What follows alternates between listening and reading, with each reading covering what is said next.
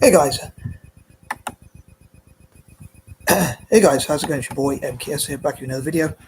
Um, in part one of this list, we're doing them in 4 parts, as people who've seen my videos will probably know. But in part one, I focused on the YouTube channel. So for this one, I'm going to focus on Facebook, and I think for parts 3 and 4, I'll probably focus on YouTube. Just so you know. Anyway, welcome to the second part of my list. For Friday's empowerment of Native people from across the Americas, and I'd love to know what you think as ever. Hope you don't be too harsh. Some people, I have to imagine someone saying you really don't want to know. I think, but I hope you enjoy it anyway. I was just trying to think of words that begin with F and clean words, family-friendly words. Could even be like empowering families and things like that, for instance. But I was looking on Google to find words that begin with F, and it shows how immature it said. It says how immature, because this says words for kids.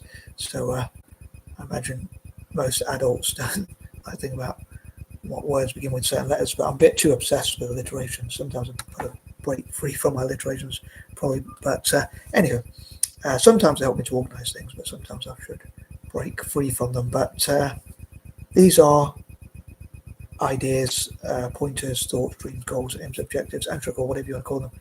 Number 11 to 20.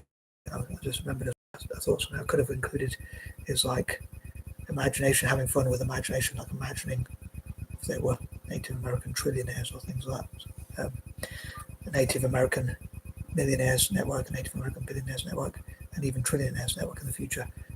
Very unlikely, but I thought just imagine if there was such a thing. But anyway, I'd say these are pointers number 11 to 20.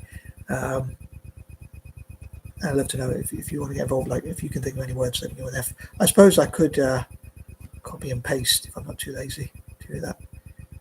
I take laziness to a new level, but if I'm honest, anyway, here goes. So number 11. In part 1, I was saying about I was going to include in point number 8, but I decided to wait. I've got to admit, I'm not the most independent. I'm quite sad. I don't know if I should admit to this, but I'm 43 and I still live with my mum. And I've never really, or not very often anyway, took decisions for myself. I've always probably relied on other people making decisions for me. And I've been trying to think of ways, and I'm talking about myself, sorry, and I'm trying to think of empowerment of the Native people of the Americas. But I wanted to say from my own personal point of view as well, something I've been thinking about is like I would love to, in fact, I think all the way since about March probably, or at least from May, I wanted to, without wanting to be a fool about it, but on a serious note, I wanted to learn to invest and like have the bottle to invest. And if I could, I'd even take my pension out and just invest that. Like, I think people, especially younger people, probably should. I mean, this is controversial. Some people might say, "Oh, you need a pension" or that kind of thing. But I heard an entrepreneur, I think it was Richard Burton, I think his name is, from Britain, who said about, I think he was saying him and his missus wanted to, or girlfriend or whatever, he was saying like going on holiday, and she said, about this money that they have, and she said, that's for when we get older, or that's our pension or whatever. And he said, why don't we just take that out and enjoy it now? And he said like about having a bigger house, and he goes, I have, I think it was a 5-bedroom house, and he goes, there's 4 rooms I go in and 1 I never go in. And he said, if I got a bigger house, if I got an extension or moved to a bigger house, it would just be, if I had 6 rooms, it would just be 2 more rooms. It would just be another room, sorry, that I wouldn't go in.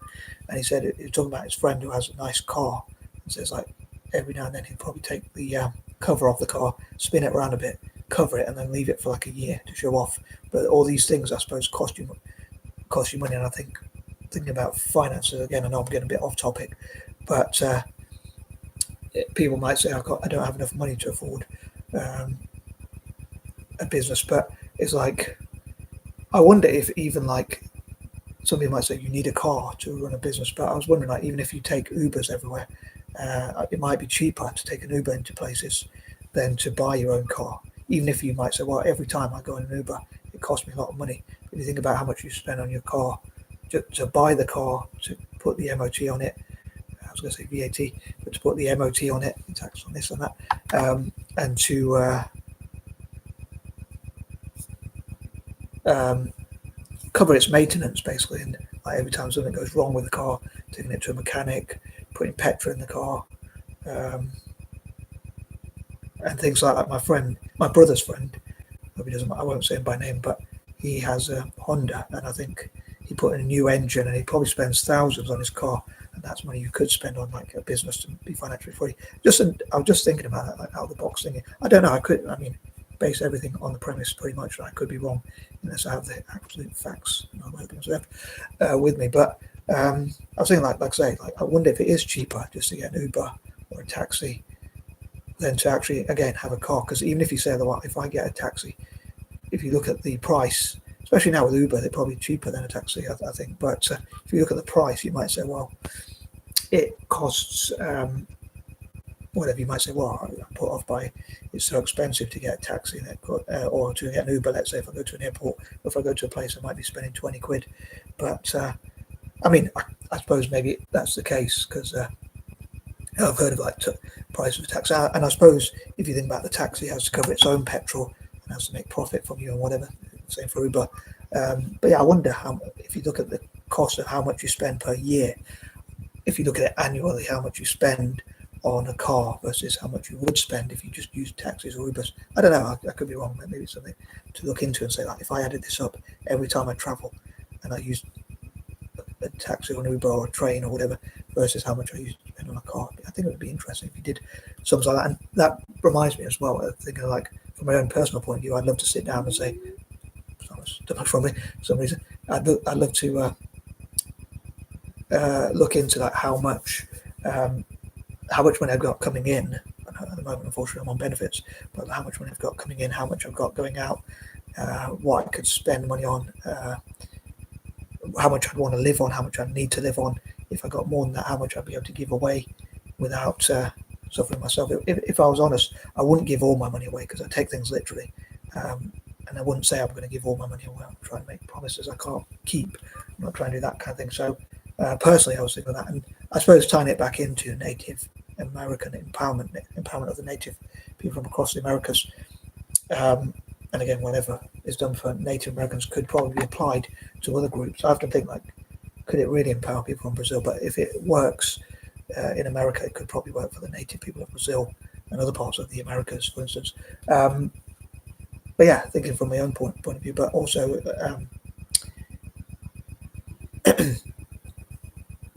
looking into those figures and saying, like, if I invest, how much can I afford to risk for my financial freedom? Sometimes I imagine, like, what if investment, I should save that for point number 17, imaginations, all that kind of thing, imaginations or whatever, but I think 11 is changing, so I'll put it in point number 11 for now, but including point number 11 rather.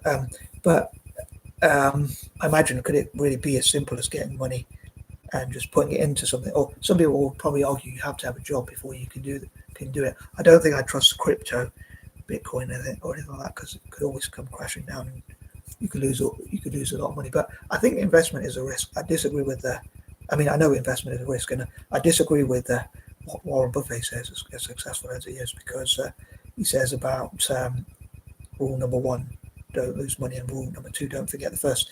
I disagree. I think if you look at it, sometimes you'll lose money and sometimes you'll gain money. It's just over 10 or 15 or 20 years, you have to have more gains than losses. So if a lot of middle class people would just rather have a salary and not take those risks, and maybe that's why they don't get rich, I guess.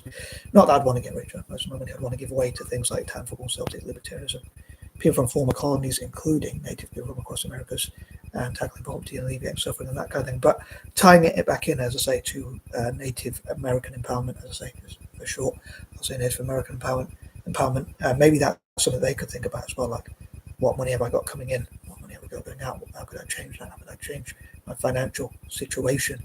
And on that note, I think it's time to move on to point number 12.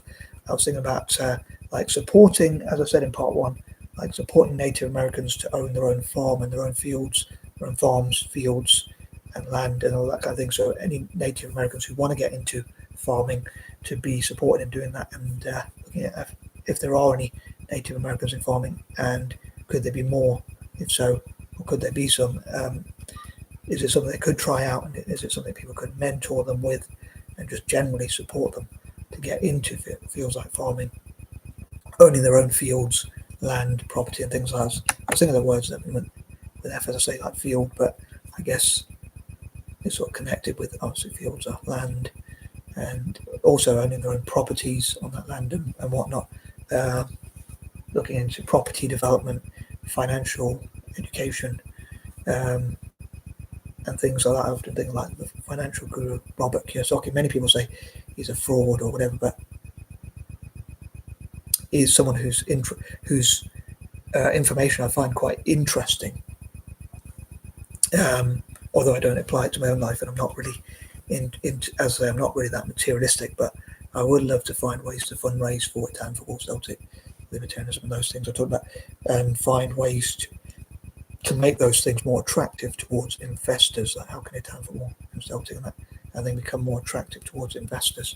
I'm surprised more that libertarianism doesn't get more support, given that I think in many ways it would favour the rich, I guess. Number 13, trying to think of a negative word perhaps, or whatever that begins with F. I suppose I think of like freaky storylines and things like scary stories, and things like that,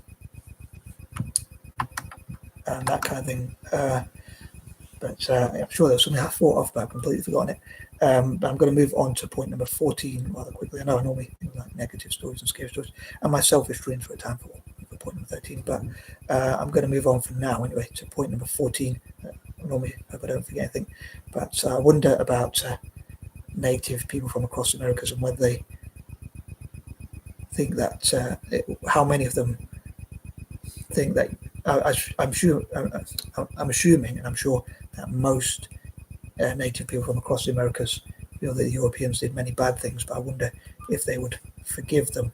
I think the word that means with F, which I suppose I could have said in point number 1, in part 1, point number 4, but could have, should have, would have, as they say. But something else I was trying to remember, which was really annoying because I've forgotten it. I was saying I normally think of problem solving, and when I read that thing on Google, which was supposed to be words for kids that begin with F, because I suppose I did put the family friendly version in. That's might be right, but normally when I put those things in about alliterations, it normally comes up that there's like words to teach kids. So there was something I was thinking of, and it's really annoying me that I've forgotten it.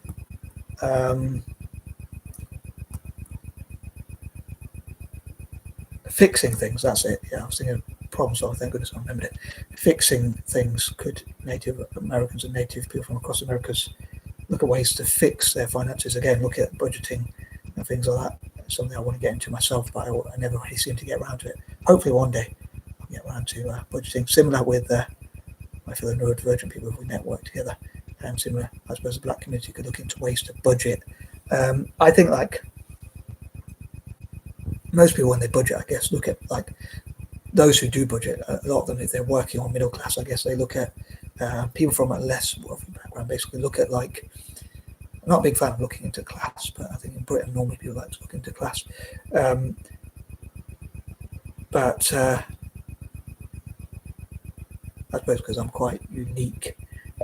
But I think like say middle class people love to save money. Like my mum will love to shop in a superstore. She doesn't like to shop at a corner shop or a garage or whatever, petrol station and all that kind of thing. So she'll walk around shops for ages to save money. My late aunt used to do that loads, bless her. And I think most of my family on my mum's side, I'm talking about myself again, but my own family and all that kind of thing, but they are obsessed with saving money and they're quite middle class. They have a middle class mindset. But I think the irony is, I mean, I suppose you'd be better off than someone who's working class, who spends their money. But I think, like some people say, if you save money, like Robert Kiyosaki says, and a few other people, if you save money, it just sits there and doesn't do anything. But if you invest it, I suppose if you invest it, shrewdly, but you've got to know what you're doing, I guess. But and your money's actually going to work for you. Robert Kiyosaki claims like the rich get other people and money to work for them, whereas poor and middle class people work for money and people. He claims like the harder you work for money, the poorer you get. I don't know if I entirely agree with that, because you could say someone on benefits is not going to be as well off as a doctor, for instance, or even someone in a factory or whatever. A doctor's going to be richer than those people, and someone in a factory technically should be richer than someone who's unemployed. I have controversial views about like not giving child benefits, because as much as I love children and animals, I think if you can't afford to have children or pets, probably shouldn't. But it gives a bad impression. I think we should discourage parents from having children that they can't afford and having pets that you can't afford. In my opinion, harsh, but some tough loving. But yeah, how can Native Americans fix things, including their own finances or whatever? Number 15, how could they work together as families and support each other? I'd love to know what Native people from across the Americas think about like family support, family dynamics, family relationships, and that kind of thing. Familiar relationships, or whatever you call it. Obviously, I'm not talking about romantic stuff necessarily, but I suppose that is kind of family as well, your spouse or whatever as well. But I talked before in previous days this week about what we can learn maybe from Native American tradition, culture, tradition, heritage, history, and all that kind of thing. And in this case, I think like what could we learn from Native people from across the Americas about like family dynamics, how they work together as a family, and things like that. I think that'd be interesting. But as I'd love to know what you think. Number 16, again, maybe they could get people to support them with their like managing finances, people to mentor, teach and train them, and look at ways to build Native American businesses, how they can get into farming, owning their own fields, owning their own land and property and things like that, and investing in property or whatever. Perhaps if that's what they want to do, like supporting their ambitions, as I could have said in point number 15 about supporting ambitions, and how I'd love to work with Native people from across America and see if we can support each other's goals as a wannabe ally. But I'd love for them to support my 5 causes, which I often talk about, like townfall, Celtic, libertarianism, benefiting people from former colonies, which would include Native people from across Americas, maybe returning the favour by supporting townfall and Celtic and that kind of thing. And also tackling poverty and that kind of thing. So it'd be great to work with Native people from across the Americas and that kind of thing, and help with networking.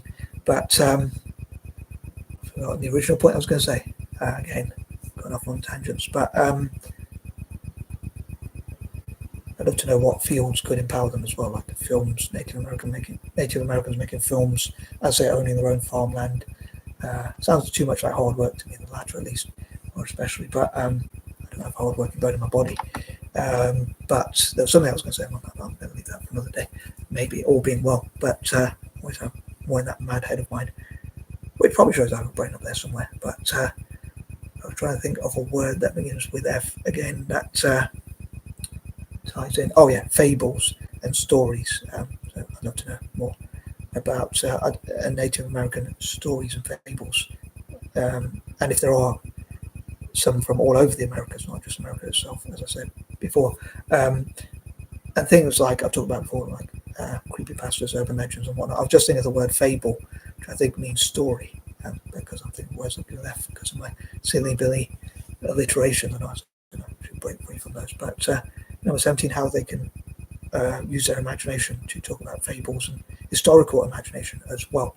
And I talk about like imagining if they were Native American trillionaires in the future and how they could support their own communities and that kind of thing. Similar with what I think about with neurodivergent people and members of the Black diaspora as well. Number 18, I say I'm sure there are lots of positive things we could learn about, like family dynamics, looking after our family and that kind of thing. And yeah, I'm sure there's lots of positive things we could learn from Native people from across the Americas.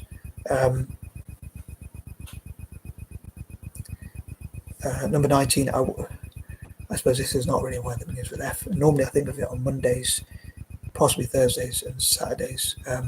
but I would love to discourage people from joining the military, which I talk about quite a lot. But I wonder if enough people boycotted the military industrial complex and weapons trade and things like that, wars, maybe there would be peace and that kind of thing. And number 20, I'd love to support native people from across the Americas in terms of making video games, online games, websites, making games and things like that. And maybe networking with people from Africa, Asia, and other parts of the world to make those sort of things. And I am out, and peace and love.